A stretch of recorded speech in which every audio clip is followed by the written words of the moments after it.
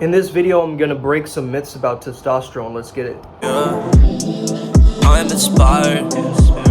I'm inspired.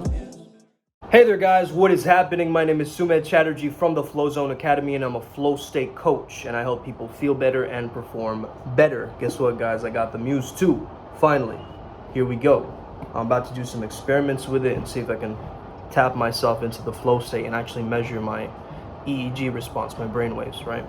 What I want to talk today about is there's a bunch of myths surrounding testosterone, and I think it's really important to consider these factors because a lot of this information I'm getting from Dr. Sapolsky. He's one of my favorite psychologists. He's from Stanford.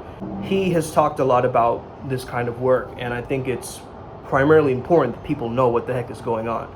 You see, certain scientists and people, they speak in such a profound and gigantic and wordy and scientific nerdy way that a lot of people get confused. So I'm going to try and simplify it for you guys so that you can kind of comprehend and then maybe apply a few different things that can help you out with that, okay? So the first thing that we want to understand is a little bit about stress, okay? Now the stress response kind of lowers our testosterone response. But going into the science, understanding that fear and excitement are the same response physiologically that we feel, right?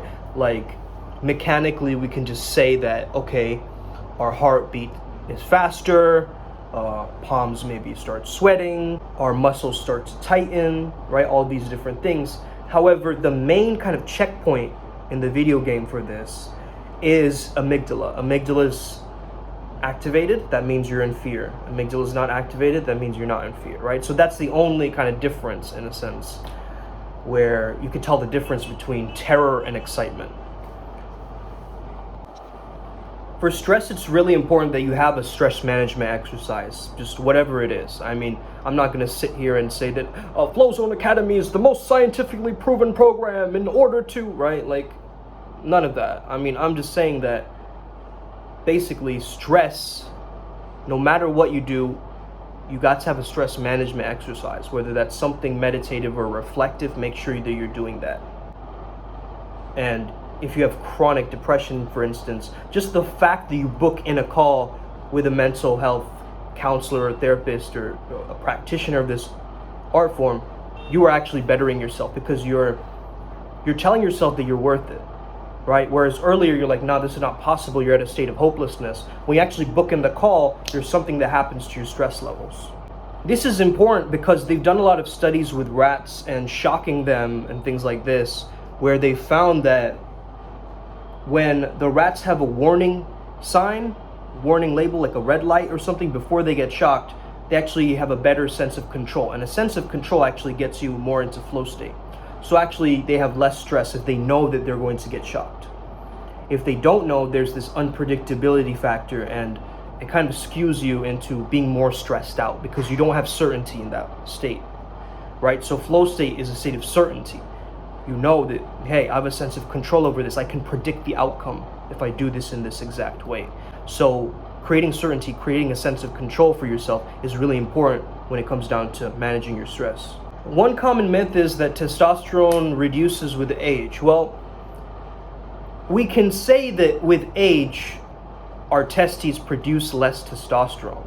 However, we can't say that we'll immediately get low testosterone as we start to age. There's a lot of factors here, right? Like habits, how you're leading your lifestyle and things like this that add to the factor of people getting low testosterone. A lot of times, people get older and they stop taking care of themselves, right? They're like, man, whatever, like, I'm gonna just let my body go, I'm gonna do whatever it is, like, I'm tired of looking after myself, right? So they reach that certain threshold, so that might have a lot to do with the testosterone levels declining. And also there's a bunch of other things, right? Like the environmental factors such as different BPAs and, different products that we use that actually lower our testosterone, pesticides and so forth. There's another myth about how testosterone supplements cause prostate cancer and things like this. The thing about it is that testosterone can bind to the prostate cancer cell and actually, ramp it up in a sense. However, just testosterone by itself is not going to give you prostate cancer, right? The one that fascinates me the most is the idea that people say testosterone causes more aggression in males, right? So the thing about this is males are primarily aggressive. All testosterone does is it ramps up that dormant aggressiveness that's already there, right? You can't give someone testosterone and then you'll just be aggressive. It's just basically amplifying the aggressiveness that already exists within that male. You see what I'm saying? So a lot of people think that, yeah, just because you have testosterone, you're creating more aggression. No, you're not creating it.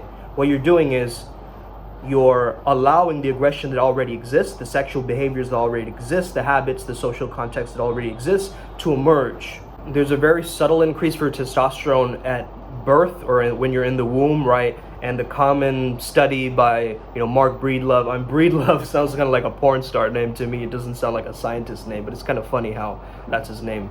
Shout out to you, Mark. So basically, he did this study, right? I'm sure you're familiar with the study. Males, they have, longer middle fingers than index fingers. So if you measure mine, right, you can clearly see there's a difference between that. Now, a lot of men with lower testosterone, in a sense, they will kind of have their fingers on a similar level, in a sense like this, right? So that's one way to kind of visually know if you have high or low testosterone. However, it's very, very subtle of a difference, right? It's not like a huge thing that you're like, oh man, I'm threatened, man. You're not like looking at your fingers and being like, oh man, I'm freaking out right now. Like, it's not as long as yours, Soom. Oh no, what to do, right? We always have this competitive nature in men, which is, again, is that from testosterone? Who knows? I think it's just inherent, it's just there. Testosterone just raises the volume. What's interesting to me is that testosterone is also social behavior determined, right? So what you learned, it's a learned behavior in a sense as well. So what do I mean by this? How can you say that a hormone is a learned behavior? Well, take an example where you castrate certain people. You notice that their testosterone does not go down to zero, as you think it does, right? So these eunuchs or, people who castrate themselves, their testosterone doesn't go down to zero because you still need testosterone to function, right? And so what that tells you is that it's a learned response, right? They've had certain sexual thoughts or activities before they got castrated. They've entrained themselves in such a way that, they've been raised in an environment in such a way to believe that they produce that effect and that they're meant to do this, and all of these different conditioning factors that actually amp up your testosterone. So that's interesting to me because it's not necessarily that more testosterone causes more sexual activity, but it can work the other way around. So if you are more aggressive, it can raise your testosterone. If you have more sexual activity, it can raise your testosterone, right? So it does work the other way around. Another thing that people say is, yeah, testosterone makes you confident. It doesn't really make you confident, it more so makes you cocky and impulsive, right? Because again, it relates to who is around you. It affects the dominance hierarchy in a sense, right? So that need for competitiveness increases. Like, let's say we shot up Buddhist monks with testosterone, like high level testosterone. How would they start behaving?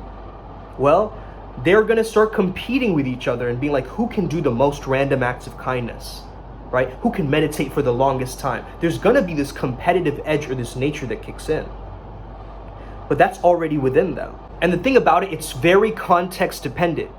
It's very context dependent. You would think that, oh, the person who won the marathon has the highest level of testosterone because he's the one that won. He's the winner. No, it's how he perceives that win that his testosterone rises or drops. Let's say that he came in 3 minutes later than his original marathon time. His testosterone is going to drop down, man. It's going to be like, I can't beat my high score. However, take another example of like guy in the marathon who comes in 70th place, right? 70th place, and you see suddenly his testosterone spikes. Well, his idea is that, hey, I couldn't even run this marathon. I thought I was going to have a heart attack from this. Like, I didn't even know I could complete the marathon, but I did it. I won. I succeeded. Now his testosterone is going to rise, right? So it is very much so perception and context based that our testosterone changes. And it's from our thinking styles. So we can actually think ourselves into creating a certain pattern, and sometimes it can be hereditary. Of course, we can't think our ways into getting a beard or something like this. Like, that's kind of silly to imagine. But if we have a genetic predisposition, like if your dad had a beard and his dad had a beard, then what you can do is you can do certain activities that will activate that beard growing gene. You see what I'm saying? Be a guy right now, maybe you're even a woman watching, you're interested about testosterone. So the thing about it is, you know, just because you are a low-ranking person in one social status, let's say for example, you have a really crappy job, you don't like it, you're ranked very low in your performance levels in that workplace, there are other people who are crushing it and you're not crushing it. However, just because this hierarchy you're low, it doesn't mean that in your church group you're not the alpha. You see what I'm saying? So it's context dependent. So you could be like the highest member of that company's softball team.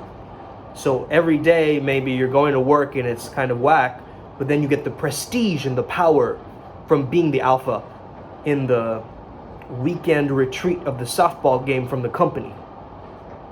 And you get to show everyone that you're the boss in that field. Right?